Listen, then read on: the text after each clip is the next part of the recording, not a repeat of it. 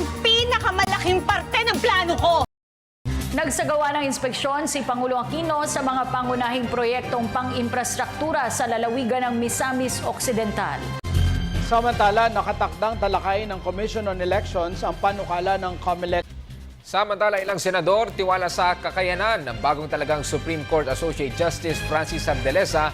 Samantala, naglaan ang Department of Transportation and Communication. Round 2 of the Philippines' arguments to solidify the case it filed over its territorial dispute. Samantala, suportado naman ng Commission on Population of HOPCOM ang plano ni President Rodrigo Duterte. Samantala, pinayuhan naman ng Commission on Elections ang mga botante na maagang alamin.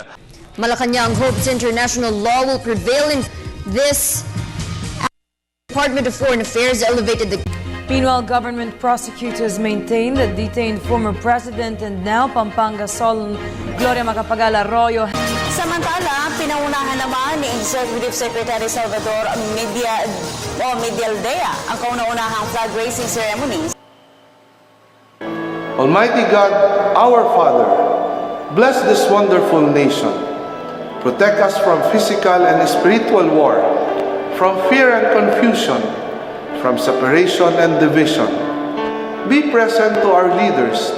Give them wisdom and courage, affection and compassion, as they ponder decisions affecting peace of its people.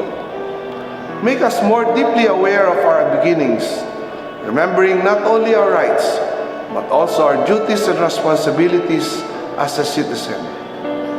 Make this nation the pearl of the Orient Seas, to be a great place again.